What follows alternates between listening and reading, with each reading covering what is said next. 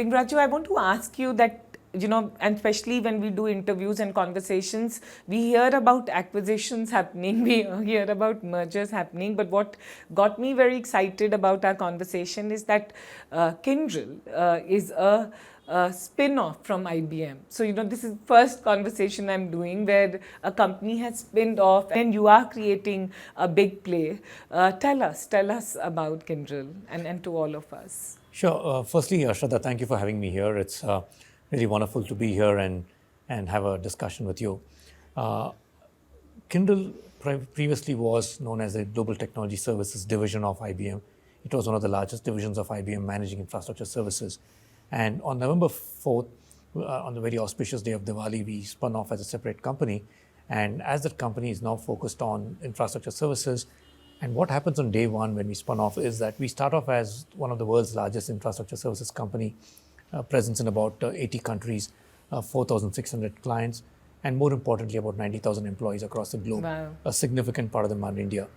From what we start there with having close to 75 of the 100 Fortune companies on board, the amazing journey that we have ahead of us, while holding the responsibility of the ownership of managing the vital systems and technologies of clients, but taking them to the transformation into the digital journey ahead is a very exciting journey. So the spin-off is the moving of the division and setting up a separate entity by itself, and then we have our own trajectory, our own growth path, and our own freedom of action to choose as we go ahead now. So that's the beauty of the spin-off that we've got our way right now.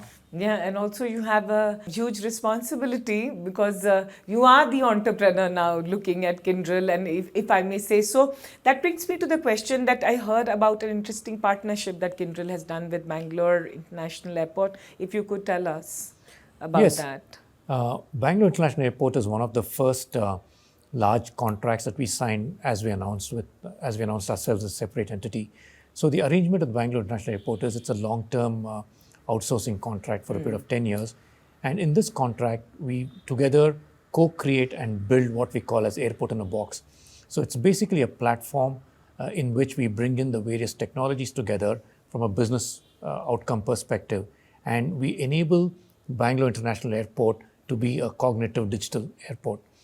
So as you know, an airport is an ecosystem of multiple pieces that come together. It's like a hotel, it's like a hospitality area, it's like a customer experience. It's also got the environment of the airlines and the government, regulatory and security. All of those into one environment needs a lot of technology interface, but at the same time to be flexible enough to grow. So that's what we're building together.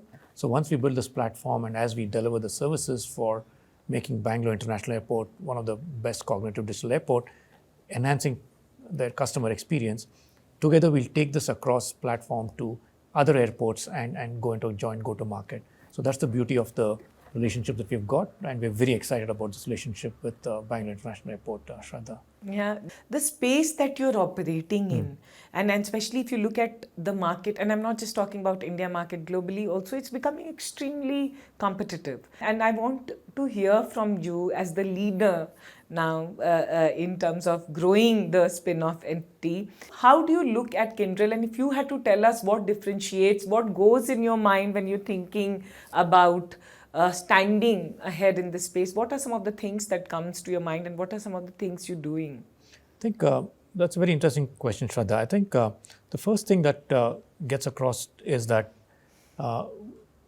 as we start off as Kyndryl, we are the custodians of the vital systems of our clients. And what do I mean by that?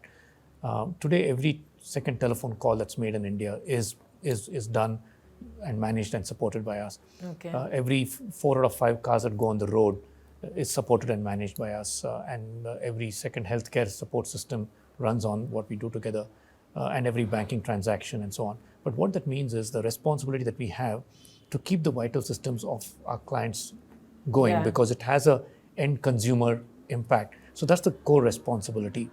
Having said that, the opportunity to take our clients into the digital journey, and as we were discussing earlier, the digital journey transformation that's happening right now is sort of, the pandemic has sort of accelerated it, and it's a great time to be in. Whatever took 100 years of industrial revolution, I think the next 10 years is too short a time to what's ahead. So the opportunity to do that is the first exciting time. The second one for us and for me personally is from a leadership perspective, taking the organization which has the history of 100-year-old stabilized organization into the flexibility and speed and agility of a startup, and hence rediscovering and building our own culture around these themes is a great space for us to be in and for us to take it through, along with the large talent pool that we have in India. And how do we align, how do we get the best of them, and how do we get the best talent is where I think the opportunity lies as we go ahead. Yeah, brings me to the question, what are you seeing and you know, we keep on talking to a lot of leaders, and of course pandemic has accelerated the digital adoption in our country, but if you had to tell us and if you could give us examples on how India has changed according to you in the last 18-24 months.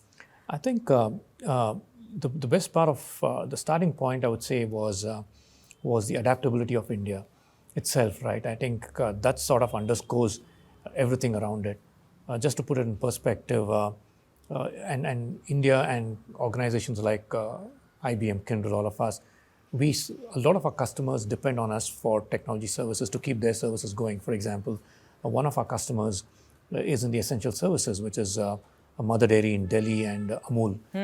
So for them, there's nothing like pandemic, no pandemic. Those services have to be delivered day in and day out, irrespective of what happens. And if the technology systems are not lined up, then they don't land up at time. So the adaptability of Indian IT industry and organizations like us, within a span of 2 days, we went from being completely an on-site environment to being able to do it remotely, got our client systems working remotely. In a small perspective, right? If you take an example of Mother Dairy, who's one of our key clients in Delhi, the life cycle of the product is like by 12 o'clock, the milk tankers have to be filled up. By 3 o'clock, the tankers have to go, hit the booths, deliver, and capture the sales data for the day so that the next day's product line can be done. Like, is more paneer getting consumed, more ice cream getting consumed, so the product mix. So that daily cycle of running depends a lot on IT systems and them remaining live. So for example, and we knew that because of the pandemic, some of the gate passes are all going to be challenged for our employees to reach there. So with the help of our government relationships, with the help of our client itself, we enabled some of our workforce to actually work out from the data centers and so on. And our people also stood up to that challenge. So with all those things, I think adaptability is one area. Second is technology got stretched to the limit, and hence the limit itself became more. So being able to work remotely and deliver those services. The third more important thing, Shradha, the way I see it, is the organizations also had to make changes in the way they ran their business, the way they made decisions, the way their whole workflows were rigged around. So combination of all these things, I think, has really brought the best of the industry in front. At the same time, it has set new boundaries as well for us to get to from a perspective. So that's been the beauty of the positive side of the pandemic, if I were to put across for the industry. Lingraju, when you were talking about this, it just suddenly made Kyndryl very human for me. Otherwise, I have to be very honest. I was thinking that it is, of course, it's a B2B, IT, cloud infrastructure company. But, you know, suddenly you're saying that what we see as consumers, be it Mother Dairy, Amul, all these brands today are being powered by what you do, and just to work, just to everyday operate.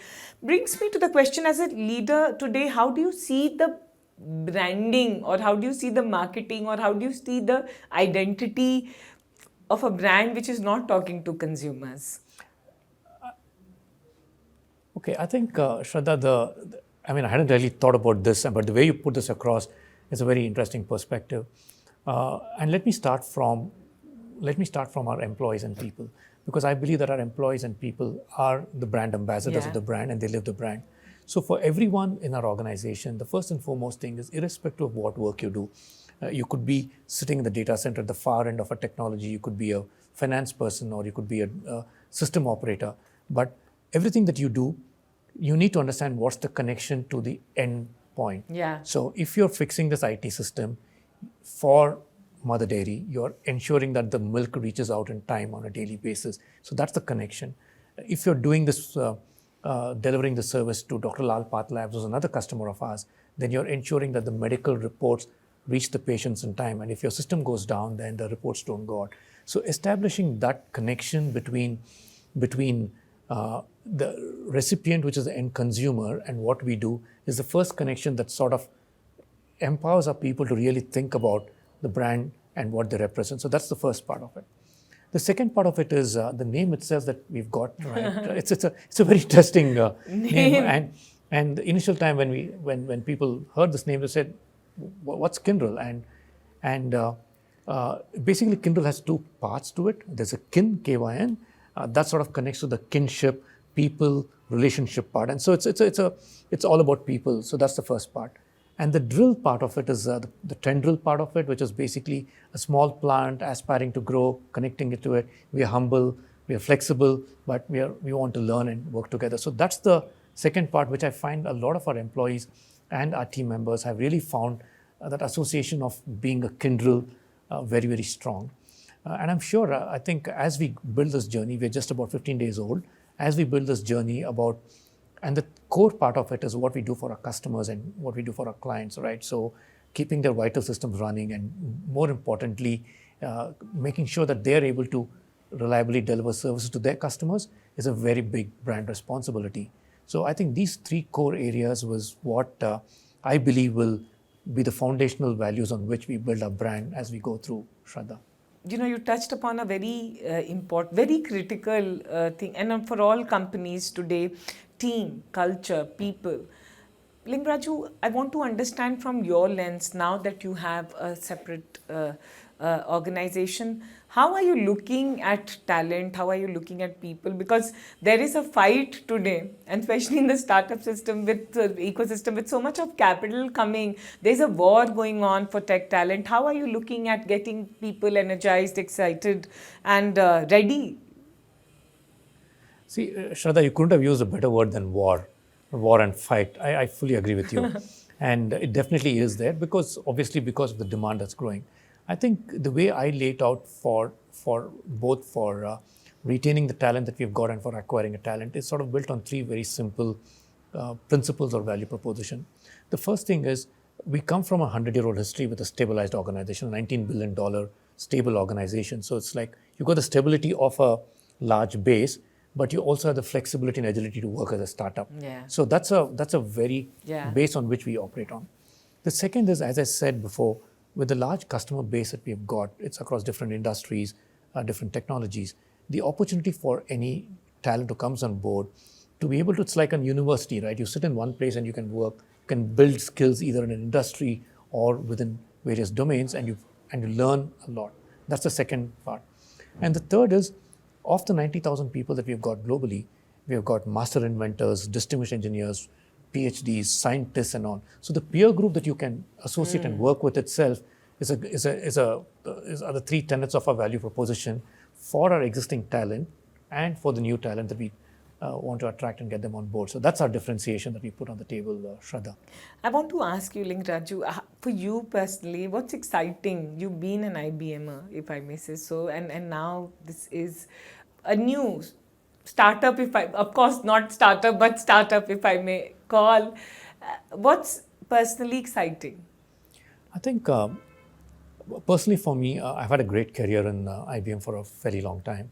Had the opportunity to work across different countries, different customers, and work with very different leaders from whom I've learned. I think now the exciting journey for me is two things. One is being custodians of our clients' environment and making it work day in and day out. The second is to make sure that I can work and build a wonderful career for all the Kyndryls that are here and give them a similar journey ahead is a very exciting part. Along with that, I think the opportunity to build a brand, the opportunity to create something in a manner that can leave a lasting impression for everyone as we go across. I think this is what's exciting as we look ahead, Shradha. And personally, that's been a very exciting part of my journey ahead as well. Yeah, whenever I meet someone like you, I always have this question at the back of my mind that there would have been so many people who would have started with you. But today you are where you are because of certain things that you did right. And if you had to tell all the young people and people who are, or mid-level management people, that what are some of the things that they should anchor on as they look at scaling and growing to be where you are, what would those things be? If you had to look back and say, hey, these are few things I did right. Actually, Shradha, it's difficult to figure out what worked, what didn't work, I think. But if I just take a few things that really, I would say that was helpful, was no job is too small to do it, Yeah. right? I remember when I first joined, from business school I joined, and the task which I had was how do we ensure that our price lists went out at the same time to everybody, so there's no distributor getting a price earlier and hence undercutting in the market. So the first value that I learned was how do I do that? And those days there was no email, it was only fax machines. So I would sit up in the office at 12 o'clock in the night, and across the 7 floors that we had, there was a fax machine everywhere. So I'd load the papers on all the thing and then run up at 12 o'clock pressing the start button, and everybody would get it at the same time. So that was to me, this is innovation. This is innovation in some form, this right? This is humility, innovation, agility, everything. Right. So when I look back, right, and then the various tasks that came across for the business. So somebody came and said, hey, look, we have this thing in Bombay. Would you like to relocate? And from Bangalore, so comfortable, everything is nice. So I said, yeah, why not? And moving to Bombay and working there. So I would say that as a young professional, don't say no to anything that comes your way, because there's something good which will come out of it. And you won't know what is it, but you should go through it and take it, because if somebody's offering something to you or you're looking for something, take it. So that's the first part of it. The second part of it is, as any professional, always look at it from the end customer's perspective. Because there's and if you can connect to that part, then you'll really understand what the pain is or what the value is. I think that irrespective of any profession that you're in, if you could try and understand from the other person's perspective, then you'll be able to do it in a different manner. I think those are two things that I would say probably are really would help anyone in whatever they do as they go across, and just accept whatever comes your way. I have to say this was such an authentic and real, and one can actually say such a foolproof answer to not to be, I'm just saying just to be a leader, but to be to have a very phenomenal journey. And again, I would say that I've been very lucky, Shradha, to have worked with some very very strong leaders. I had the opportunity to observe them, work with them, learn from them, and as I said, right, one of the things that people would talk about is that, hey, Lingu is very coachable. So be coachable. Whatever comes your way, take it in. Whatever somebody tells you, take it as a feedback. I think these are things that would help anyone as a professional as they scale up in their work and career. One question I want to ask on behalf of Kyndryl also, like as a company, and in today's tech space, the way it is changing, how does Kyndryl as an organization, how are you imagining to be extremely cutting edge and to stay ahead, because the way things are changing, and how, one from an organization, and second from the people perspective, how to not get obsolete but be extremely relevant and think ahead and think solutions ahead. How do you think about that? I think first thing is the acknowledgement and admittance that you won't have everything yourself, and also realize that you can't be the best in everything that you want to. But the principle of Kyndryl being about the ecosystem, right, coming out of an IBM technology base, being open to engage with other ecosystem players. So building an ecosystem as a partner and finding complementing capabilities that both of them bring will ensure that if you don't have it, you can always partner with someone, and there are other people who are good in that area. So acknowledge that and partner with them is one area. The second area is basically on talent and skilling, and that brings the thing about diversity. Very clearly, right from day one, from where we coming from and where we are heading to, is this focus on diversity of ensuring that you consciously bring in diverse talent on board, because with diversity comes a fair degree of differential thinking that can give you a difference, right? And that's a core area in which we are building our talent base and talent pool on. And third one is, as you rightly point out, right, technology is changing so much. So the message to my team and all of us is that while technology changes, always look for what's the relevance to your customer and then adapt it. Don't just jump and say, new technology, let's take it in, but how do you adapt it from a customer perspective? So that sort of puts it in the right frame, and then you align, making the relevance to a customer need perspective. What's the difference to the customer is what matters the most. Yeah, yeah. If I had to ask you, what's your big ambition with Kyndryl next 12 months? You're 15 days old. You're right. I think we're just 15 days old. We're just recovering back from the big launch and everything else. I think in the next 12 months, if I were to put it across, while we are the leader in the space that we operate in, it's about stabilizing the organization, both from a customer perspective, because customers have believe in our promise that we have made. It's about delivering those promises day in and day out, so that we're true to what we deliver. So that's the first part of it. The second part of it is right now, in the next 12 months, making Kyndryl as a more sought after place for people to work in. So right now, we are getting our offices ready. So our teams are figuring out, okay, which color, which carpet, and all that. Then we're choosing, are making up policies around various things around HR policies, around policy around this. So people are giving some inputs. Like yesterday, very interestingly, one of our talent is a military veteran, and he brought up an idea and said, "Hey, look, you know what? There's so much of talent which is available from the armed forces. Is there something that we can take them in because we need talent?" I said, "Oh yeah." I said, "Oh look, that's so wonderful. Then that's a great idea. Now, how do we take that idea and put a structure to it, right? So maybe we need to put in a skilling and training function which takes the raw talent from there, puts them through a finishing program in the areas we want to, and get them in. So now says, okay, now you're the boss of this function, and why don't you write a policy to make that?" And so like we're discovering policies, making policies, being flexible at the same time, ensuring that we have a thing. So to me, the next 12 months is just not enough to what we want to do. But for a 15-day-old, I can see a lot of energy, and we are wishing all the very best to you, to Kyndryl. Last, before I let you go, Lingraju, personally to you or professionally, if you could say, these are some of the technologies which will define the coming, if you had to say coming 1 year, or we should keep an eye on some of the opportunities, what would those be? I think, firstly, this whole thing about cloud and acceleration to the cloud is going to be is already started. That's a business opportunity close to about 50% of the market, and it's going at 25-30%. So that's one area definitely is there. And the other area on top of that is the whole AI ML piece. Now that's from a technology perspective, but one thing that most people are missing out, and I'm putting my bet on this area, and I think it'll play well, is there's been a lot of focus on engineering streams so far. I think the creative streams are going to be much more in demand, whether it is arts, whether it is animation, whether it is work around creativity or on humanities, because what the technology side is actually missing is blending those, and how do you communicate the value of the technology? How do you build a story around it?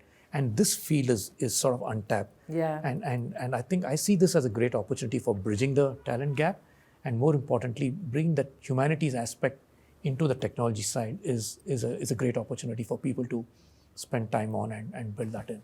So I see that as a area which will have a lot more growth opportunity as well for the industry. Yeah, thank you, brilliant, and that's also an opportunity for everyone in the humanities and arts, because what you're saying, and this is first that I'm hearing from an IT leader to say that there is going to be an opportunity. Yeah. Are you also going to, in Kyndryl, look at hiring these? Oh yes, absolutely. And as I said, our focus is on diversity and talent from different areas, and I will put my bets on the humanities and the arts and the creative side of our talent pool, so that we are able to blend the engineering pool and this pool and get the best out as an outcome to our clients. So I really see that as a value coming in. Yeah. Okay, before I let you go, last is, what's the, we've all grown up in an India which was different, and because of so many reasons and technology, we're living in an India which is very different. What's your big dream about the country? What are you, what's exciting about the India story for you? I think, Shradha, for me, the most interesting and exciting story of the India one, having having had the opportunity to work in different countries and different markets, I call it the demographic, the 18 to 25 demographic that is there, right? The huge volume of youth talent. That is the most exciting part as to how we can engage that force in a more meaningful manner, and how do we leverage that differentiating pool of youth and talent that is there, and how do we make sure that we are able to harness that energy in all forms. Typically, one joins the workforce only about 21, 22, 23, but how do I go a couple of years earlier and bring that energy inside the mid-teens or the late teens, and in a way get their energy into what we're doing in terms of creative work that we do. I think that's a India that we can start, not necessarily trying to shape their thinking, but learn from their thinking, right? Is how I would probably think that that's an area for us, an opportunity. I'd probably look at it that way. Yeah. Thank you so much, Lingraju. This was actually a very real, authentic interview, and all the very best to you and to Kyndryl. Thank you. Thank you, Shradha. Thank you for having me here. And it is really an exciting time for us, and we are looking forward to a great journey ahead. Thank you.